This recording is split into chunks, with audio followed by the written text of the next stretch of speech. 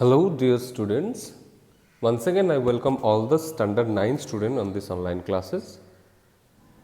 So last class already we have discussed and learned about that equations of motions for freely falling bodies and the differences between acceleration due to gravity small g and the gravitation's universal gravitation constant, that is capital D G. So that all things already we have discussed, and I hope all of you have understood, and I hope you all are going through your book properly. Yes. So already we have started in our school that online live classes. So when I will take your class, at that time we will be discussing the question answer from the section exercises. Okay. So don't worry about that one. Then before that, some of the examples or the solved examples are given in your books. That one today we will be going to discuss. Okay. So without delaying, let's get started this one. Example 1, a stone is falling towards earth. Will it exert equal force on earth with which earth attract it? If yes, then why is earth not moving towards the stone? Very interesting question. And about this one, while we were discussing at that time, also I said this. Okay, let's see the solution. Yes, the stone will also attract the earth with the same force as earth attracts it. But what is the reason behind that? And why that earth is not moving towards that object or towards the stone, but the stone is moving towards the earth? Because earth is not seen moving towards the stone because the mass of earth is too large and its attraction is too small also. Because of that reason only, if we compare the mass between the earth and the stone, obviously that earth is having much more mass than stone. So that much amount of force is not sufficient for the earth to experience a force of attraction towards other objects. That is the only reason behind that. But no doubt that stone also attract the earth, but it is not moving towards the stone. Okay, simple one only.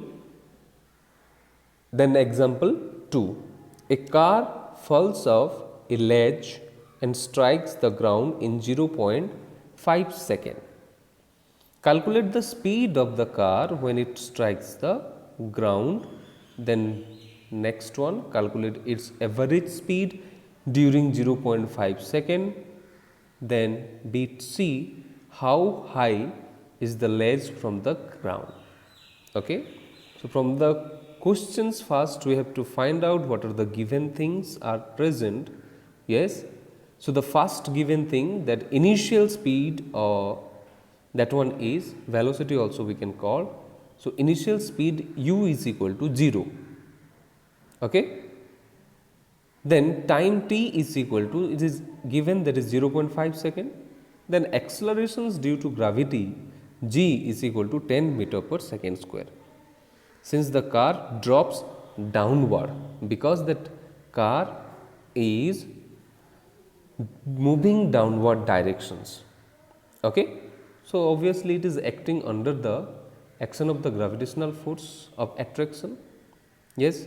Then the question is asking here that calculate the speed of the car when it strikes the ground. That means v we have to calculate. Yes. So let the speed of the car when it strikes the ground be b meter per second. Okay. Then you know that one, the equations of motions are there. B is equal to u plus gt. That formula we can use. That formula is suitable to calculate the velocity or the speed of the car while it is falling down. Yes. So just simply we have to put all the values. U is equal to 0 plus the value of g is equal to 10 into the time 0.5 is equal to 5.0 meter per second. Hence, the speed of the car when it strikes the ground is 5 meter per second. Simple one only. Just we have to find the given things. After finding out the given things, just simply we have to put all the given things in the formula. Okay? Then we will get the answer. Then average speed is equal to, how can we calculate that one? Yes, u plus v divided by 2 also. That means initial velocity plus final velocity, because two velocities are given or known to all of us. So, how can we calculate that average speed? Total distance traveled by total time taken also we can do like that. Also we will take the average between the two velocities, that is initial and final velocities. Okay? If different types of velocities or different velocities are there, 3 or 4 velocities are there, in that case total distance divided by total time, but here initial velocity and final velocities are given only. Okay? So, we will take the average of that two velocities only, so that we can find out the average speed. Okay? So, u plus v divided by 2 is equal to 0 plus 5 divided by 2 is equal to how much it is coming? 2.5 meter per second. Hence, the average speed of the car is 2.5 meter per second. Then the next question, what it is asking, how high is the ledge from the ground? What is the height of the ledge from the ground? Let us see that one. You know that one, h is equal to ut plus half gt square. That one is the formula to calculate the height. Yes. So, u is the known quantity, then t is also there, then g is also there, then again t square. So, just simply we have to put all the values in these equations. So, u is equal to 0 into time, 0.5 plus half into the value of g is 10 into t square, that is 0.5 square. Okay? Then 0 plus 5 into 0.25 is equal to 1.25 meter. Hence, the height of the ledge from the ground is 1.25 meter. Okay? So, in that way we can calculate or we can solve the problematic part of the section exercises. Okay?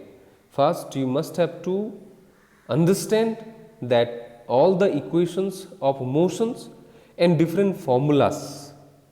Yes, how to, otherwise it is difficult to calculate the section exercises problematic part.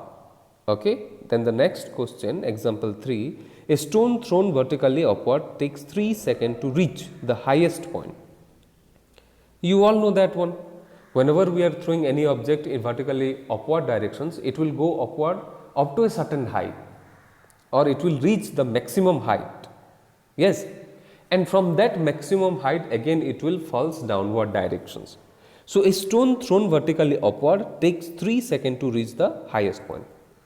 So, here according to the question, that stone takes 3 seconds to reach the highest point. Then what we have to calculate? Its initial velocity of the stone and maximum height attained by the stone. Take the value of g as 10 meter per second square. Okay? Let us see how to calculate that one. Given g is equal to 10 meter per second square, time t is equal to 3 seconds.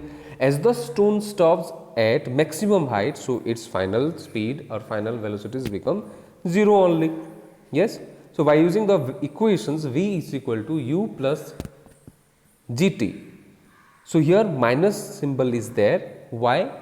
Because as I said that if any object is moving in upward direction, that retardation is taking place. Yes, but any object is coming downward directions towards the center of the earth or towards the surface of the earth, then the acceleration is produced.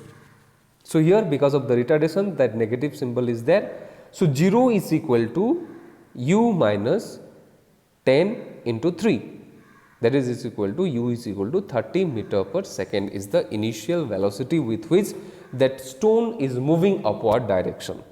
Okay. Then the next one, what we have to calculate? Maximum height attained by the stone. Yes. Then by using the equations, v square minus u square is equal to minus 2gh. Yes, what we will get? 0 square minus 30 square is equal to minus 2 into 10 into h. So, from here h we can calculate, that is h is equal to 900 divided by 20 is equal to 45 meter is the maximum height attained by the stone. Okay. Today only 3 examples we discussed, already we have discussed. Next class again we will discuss so many things, that means related to section exercises, different question answer we will try to solve, yes, through the direct live online class. Okay. And I hope you all are going through your book properly, and you must go through it also. It will be good for you. Okay. Thank you.